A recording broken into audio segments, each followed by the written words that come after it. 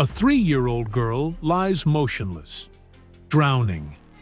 The kind of medical crisis that ends lives. The kind of moment that separates before from after. Living from dying. This world from whatever comes next. And in that moment, something impossible happened. Was pulled toward the light. This is not fiction. This is not speculation. This is a documented case from PMH Atwater's 15-year research study. 120 children, 177 separate events, each one verified, each one impossible according to everything medical science claims to understand about consciousness. Kelly's case. Case 97. United States, 1970s. What she experienced in those moments between life and death has been verified against medical records, witness testimony, and details that she could not possibly have known. Family confirmed drowning and resuscitation. In the next 45 minutes, you will discover exactly what happened to Kelly. You will see the evidence that silenced the skeptics. You will hear the verification that left researchers without explanation. And you will understand why this case fundamentally challenges what we think we know about consciousness, about death, and about what lies beyond. But first, you need to understand how Kelly came to this moment, because nothing about this story is ordinary. The world Kelly was born into was different from today. This was United States in the 1970s. Medical technology was primitive by modern standards. The machines we take for granted did not exist. The procedures we consider routine were still being invented.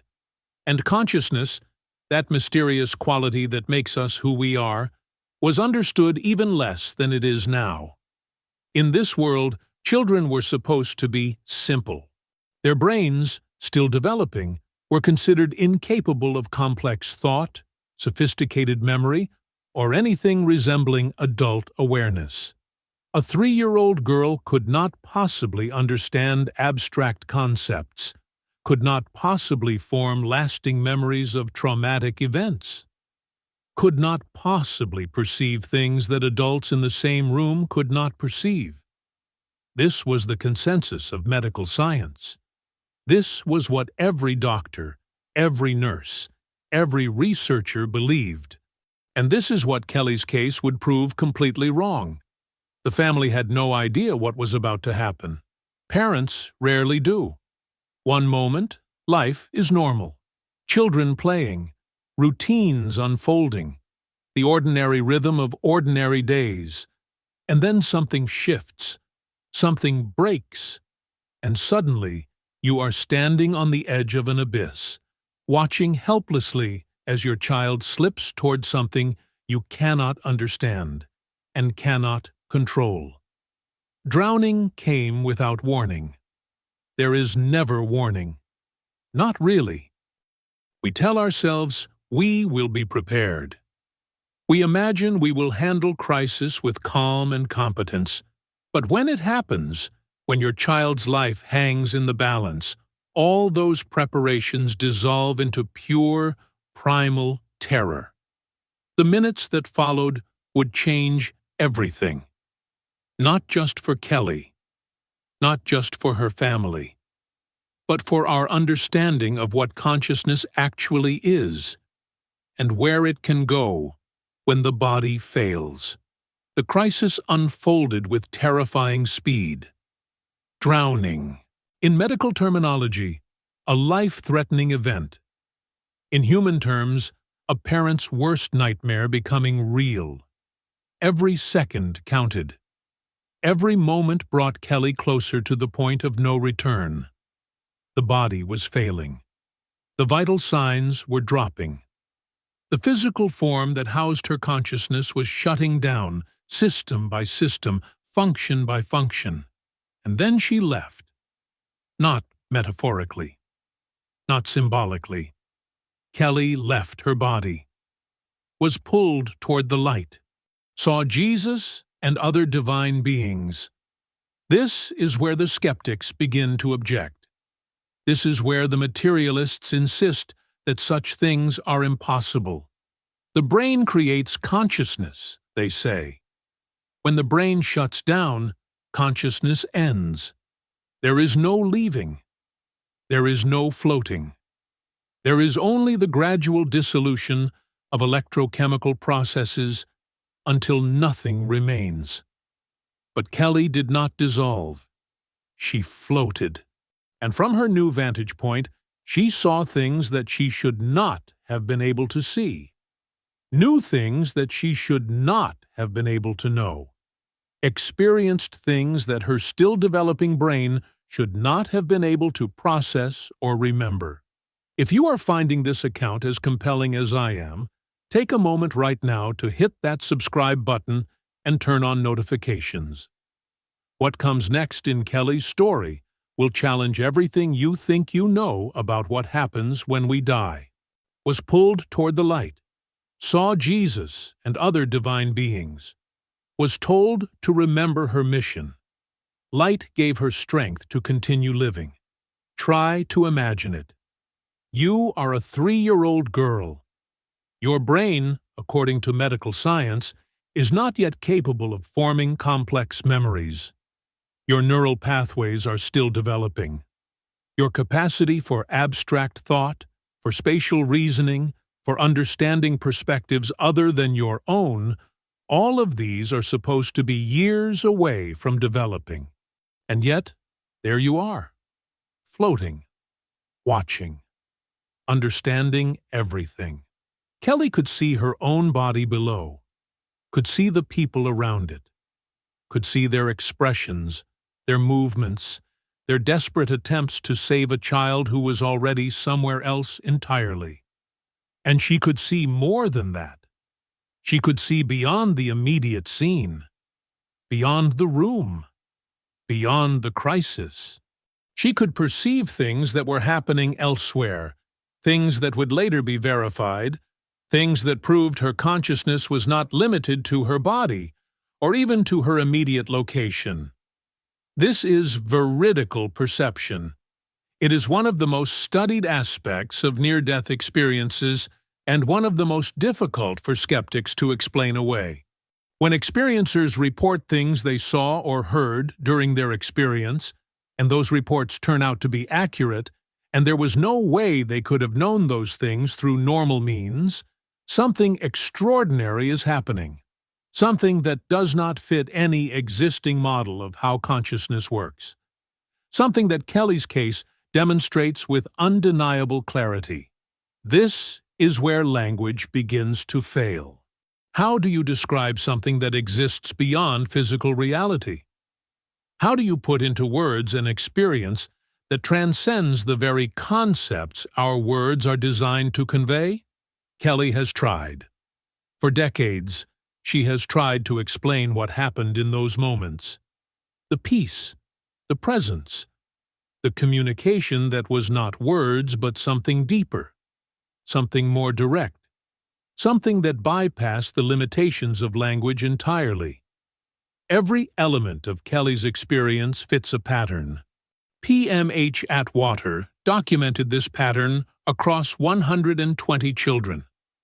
The initial separation from the body, the perception of the physical scene from above, the transition to another realm, the encounter with beings or presences, the communication that is not verbal, the overwhelming love, the instruction or choice, the return.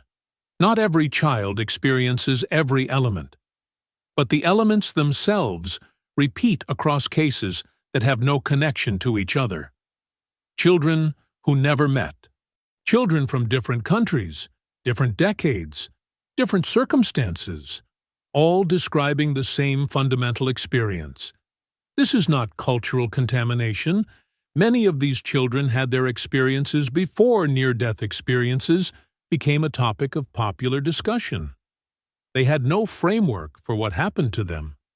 No movies or books or television shows telling them what to expect. And yet, they all described the same thing. Coming back was not easy. It never is. Almost every near-death experiencer describes the return as difficult, even traumatic. The peace of that other realm is absolute. The love is overwhelming. The sense of being home, of being where you truly belong, is impossible to resist. And then you are pulled back into a body that hurts, into a world that seems harsh and limited and painfully physical, into a life that suddenly seems like a kind of exile from where you truly belong. Kelly came back, but she came back changed. The experience had altered something fundamental. She was still Kelly, still the same person who had existed before the crisis. But something was different now. Something had been added. Or perhaps something had been revealed that was always there, but had been hidden before. The after effects began almost immediately. Heightened sensitivity to lights, sounds, emotions. Intuitive abilities that seemed to come from nowhere. A sense of knowing things before they happened. A profound difficulty fitting into a world that suddenly seemed alien and limited. These after effects are consistent across near-death experiencers. Atwater documented them extensively. The sensitivity, the intuition, the difficulty adjusting, the lifelong sense of being different from others, the memory of that other realm that never fades, that stays as vivid as the day it happened, that becomes a touchstone for everything that follows. Kelly had all of them. Years passed. Kelly grew up, went to school, made friends, lived what looked from the outside like an ordinary life. But inside, she carried a secret, a memory, an experience that she could not explain and could not forget. For a long time, she said nothing. Who would believe her? A child claiming to remember floating above her own body. A child describing beings of light and communications beyond words. A child insisting that she had been somewhere else, somewhere wonderful, somewhere that made this world seem like a pale shadow. In the 1970s, such claims would have been dismissed as fever dreams, as imagination, as the confused memories of a traumatized child. There was no framework for near-death experiences, no research, no validation, just the certainty of adults that such things could not be real. So, Kelly stayed silent. The memory stayed vivid. The experience remained as clear as the day it happened, but she kept it to herself, a private truth that no one else could understand. And then, decades later, everything changed. PMH Atwater had begun her research.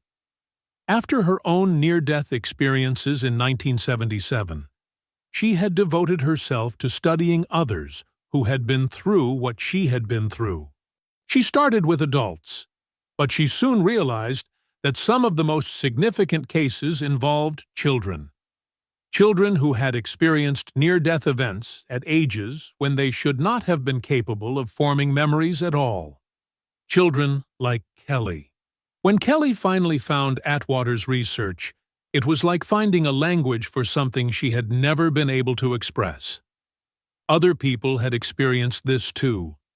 Other people had seen the light, felt the love, received the communication.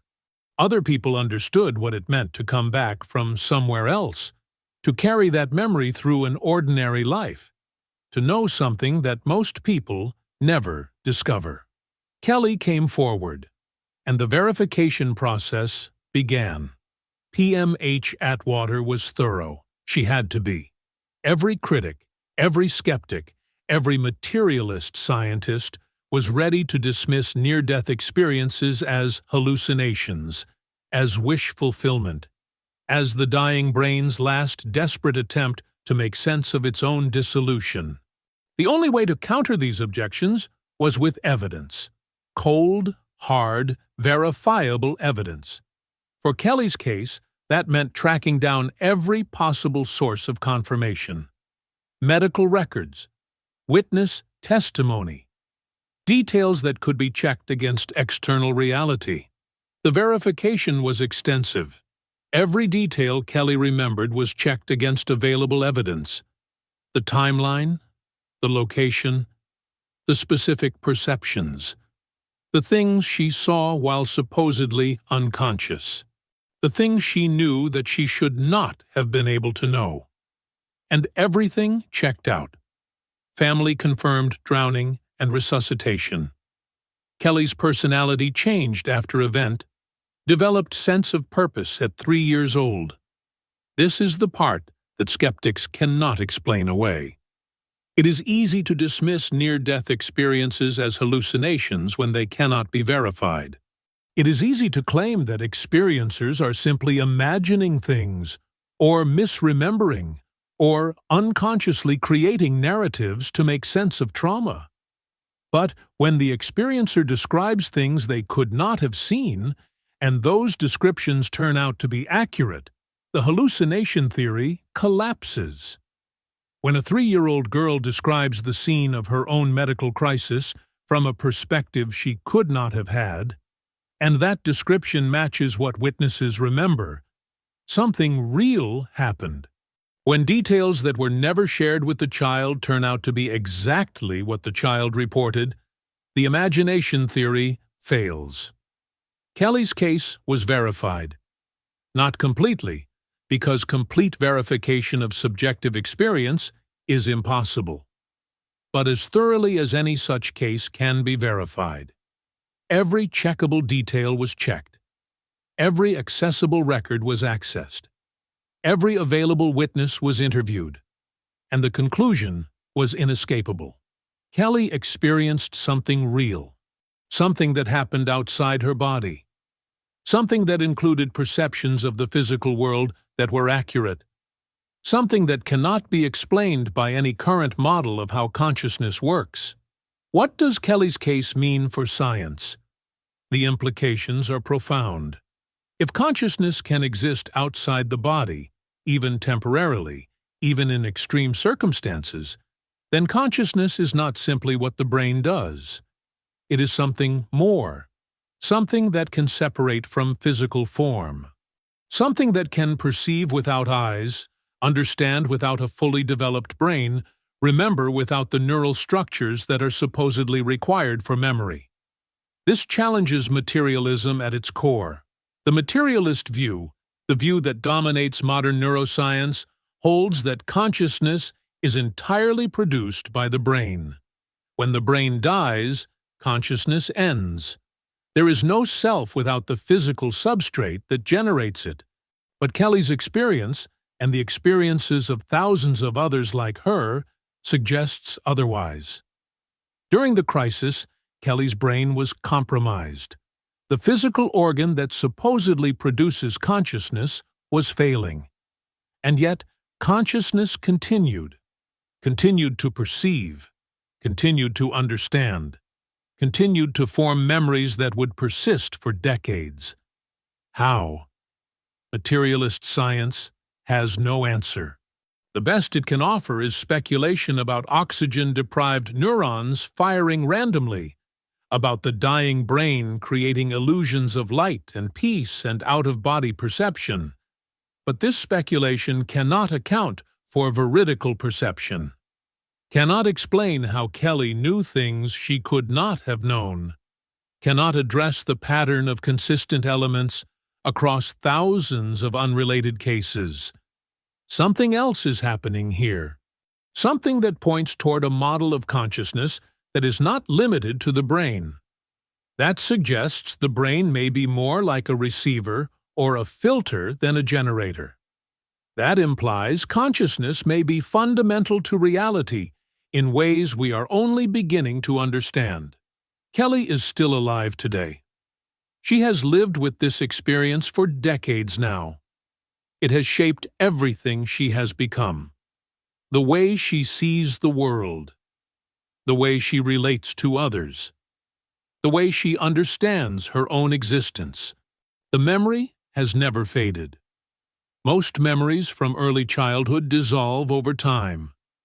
The brain, still developing, does not retain them in the way it retains later memories. Ask most adults what they remember from their first few years of life, and they will give you fragments at best. Isolated images, vague impressions, nothing coherent. But Kelly remembers everything, every detail of the experience, every perception, every communication, every moment of that transition between life and death and back again. The memory has remained vivid across all the years, as clear today as it was in the immediate aftermath. This is another characteristic of near-death experiences. They do not fade like ordinary memories. They stay present. They stay real. They become a kind of anchor, a touchstone, a point of reference that shapes everything that follows. Kelly has found ways to integrate the experience into her life. It was not easy. Many years passed before she could speak about it openly. Many struggles ensued as she tried to reconcile what she knew to be true with what the world insisted was impossible. Many adjustments were required as she learned to live with the heightened sensitivity, the intuitive awareness, the profound sense of being different from most other people. But she found her way. And now she speaks about the experience openly, adding her testimony to the growing body of evidence that something extraordinary happens at the threshold of death, something that we do not yet fully understand, something that points toward realities beyond the physical world we can see and touch and measure. You have just heard the case of Kelly. Was pulled toward the light. Family confirmed drowning and resuscitation. Every detail documented. Every verifiable element verified. Every objection answered with evidence that cannot be explained away. This is not the only case. PMH Atwater documented 120 children with similar experiences. 177 separate events. 15 years of rigorous research. Verification processes that left no reasonable doubt. Kelly is part of a pattern that emerges across cultures, across decades, across circumstances. A pattern that suggests consciousness is not what we thought it was. That death may not be what we feared it was.